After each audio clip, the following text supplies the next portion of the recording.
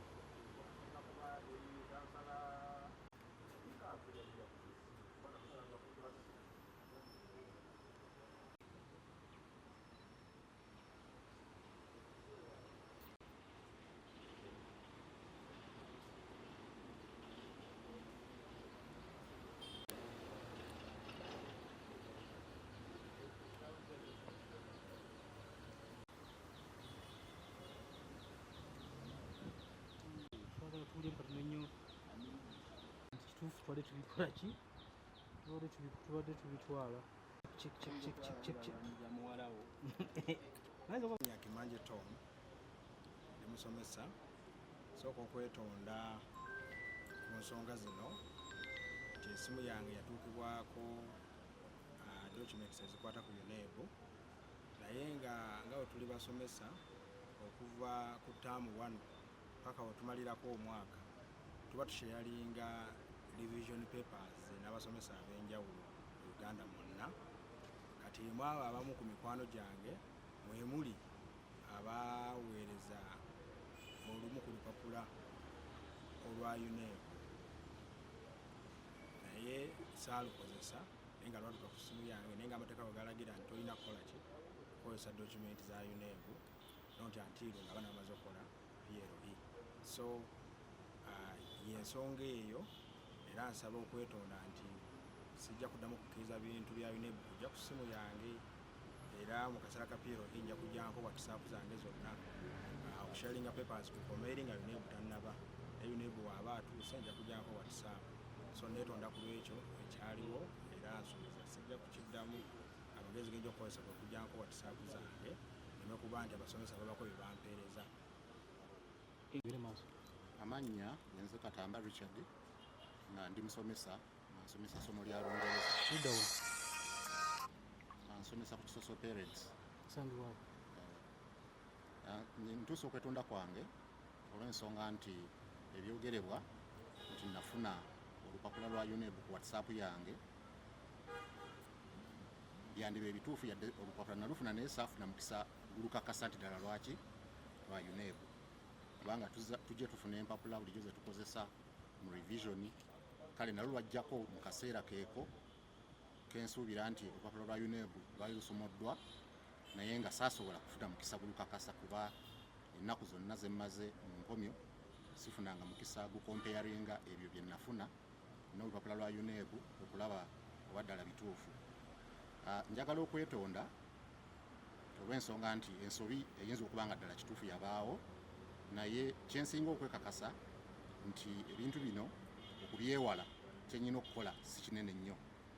Kyenyina okukola kwewala social media okumala ennaku 2 eza PLE.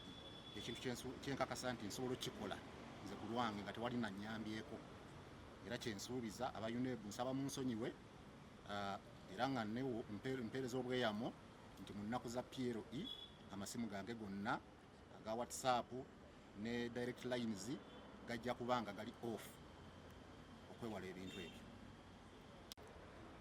bijjira ku ssimu WhatsApp nga si nsonga oba otaddeyo omukisa okubinoonya oyinza n'obifuna mu butali bugenderevu ne gw'otaabisabye naye asobola obikola ki obikuwa. So nze amagezi ge nneewa nze ku lwange gakugamba nti bwe mbeera nga nvudde ku social media platforms okumala sizoni y'ebigezo mba nsobola okwewala obuzibu bwonna.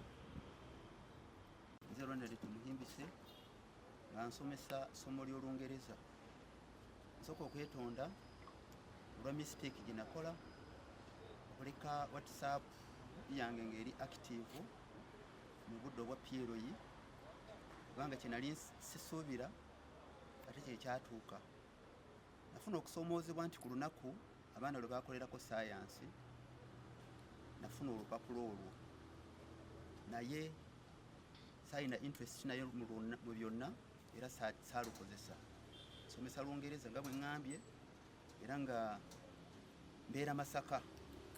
Ekyo nyinza okugamba neetondera officials ba UNEB bonna olw'ensobi gye nakola era nga neeyama nti kubanga essimu nze ngifuga sigenda kuddamu kubeera na ku WhatsApp yonna wadde Telegram. Ebiina kye binyamba kubanga bisuula busuuzi bantu mu bizibu.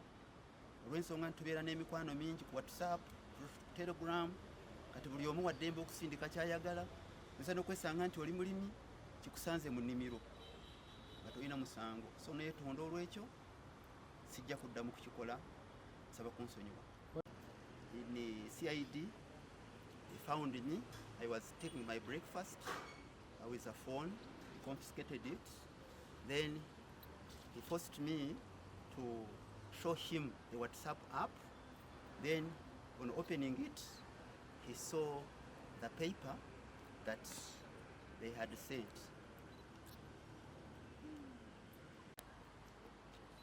Ati ngambye sebo tunula bulungi bukamera nti enkwata yange bansanga ku ssomero nali ndi mu kufuna breakfast yange nga sina nakyemanyi kubanga nali mmanyi ndi innocent. Mu budde omwo bansangira abaana baali bali already ku line nga bali mu kubaceekinga bagenda kukola kigezo nga nkyateekinga breakfast yange. Awo we bajjira essimu ne baginzijako ne baceekinga ne basuspectinga olwokuba nti nali innocent, sikozeseza lupapula, sisomesa saayansi, sina gwe nduforwardingidde. Ne bantwala mu teacher's office for more interrogations. I accepted ngenda.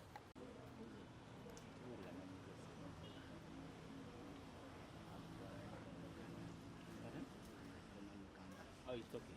Speak English. I'm Nelson Otai. I teach at Bristol. Teacher where? Bristol Junior School. Bristol. Yes.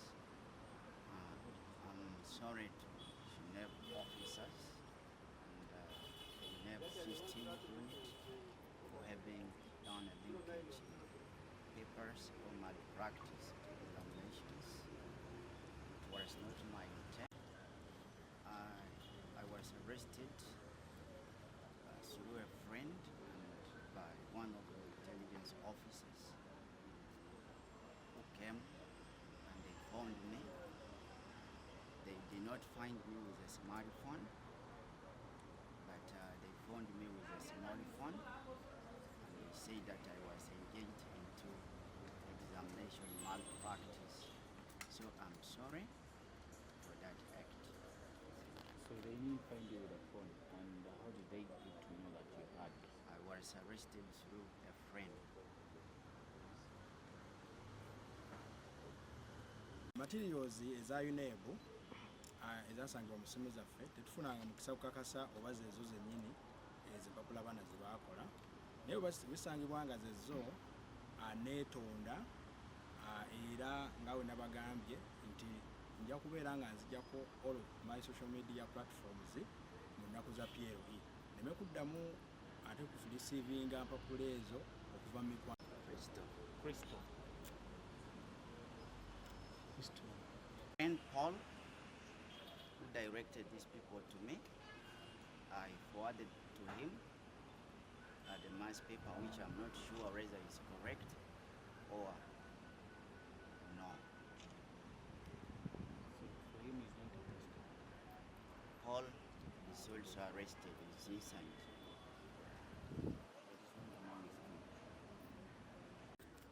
Crystal Academy. I was once in that school, so I left that.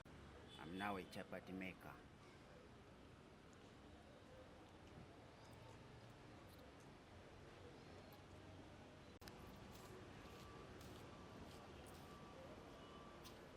Somesa Lungereza. So That's so Arrested this rude friend, as I told you, which is Paul, a teacher of English medium Wakiso, that's through exchanging the mass papers with him, which I don't know whether they were right or no. So I was, Paul called me. For calling me, he told me come to school. So I was unable to reach to him. The following day, I saw some people came in to arrest me. So when they found me with a small phone. They did not find me with a smartphone. They found me with a small phone. I was making the chapati. So then finally they picked me up to here. So I had to obey. I did not cause any violence. I had to obey and I had to come. So I'm sorry for that. Thank you. So you said you've been non-teaching for how long? I've spent 1 term without teaching. And after COVID, I taught 1 term. Then that 1 term, I stopped because I saw I'm gaining nothing out of teaching, so I decided to leave teaching.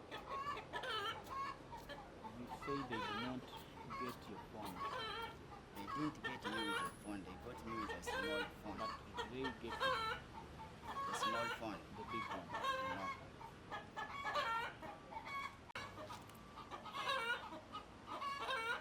no.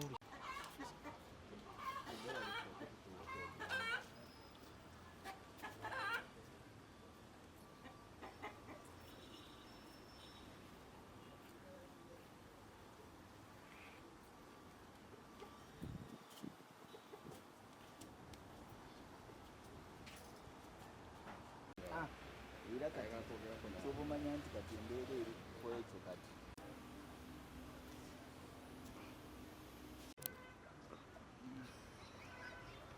biwe Jamiru oyo kubanga ngenda beera naye kwetegereza nawe wabulaga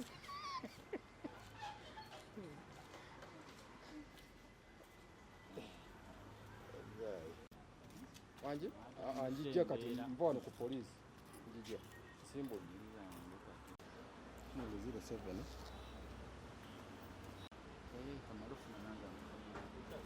Nzija efuna akapande.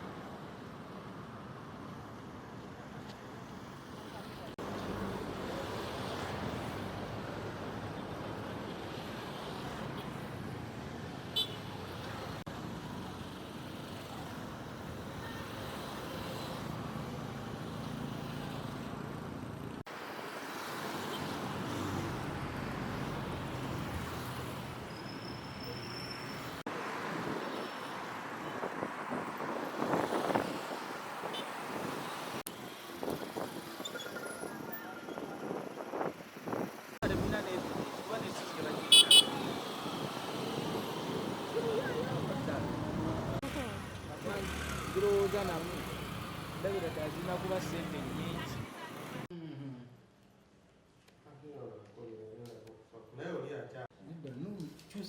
Kyusa gundi oba sembera kumpi. Poliisi waliwo abantu begombyemu obwala, abasomesa begombyemu obwala ku kigambibwa nti badde beenyigira mu kuba ebigezo ya P7. Bano bali bana nga oba supplier abadde abawa abadde abeerawo mu bitundu bya Bulenga abakwatiddwa ono mulimu Kimanje Tom alina emyaka 3, Katambare Chad alina emyaka 4, Otai Nelson 31, ne Tumuyimbise Ronald alina emyaka 4. Bano bonna twabatutte eri poliisi yaffe ya Kira Division. File tutandise okubikolako, tugenda kubajjako statement n'abajulizi ne exhibit gye twabasanze nabo ng'ebigezo, empapula z'ebigezo ddala gye balina. Naye twagala kukubiriza abantu mulanga madala abasomesa mwewale okubba ebigezo. Tulina abakesi baffe mu kitundu wano mu ggwanga, buli ssomero, buli ekifo kye bagenda kukulamu ebigezo madala za S6 kati ya senior 6 tulina abasirikale baffe abakesi bali eyo. Ojja kulowooza nti gwokolagana naye musomesa muno kumbe mukesi. Weewale okukola ki? Weewale okuba ebigezo kubanga mujja kuba ku kizibu.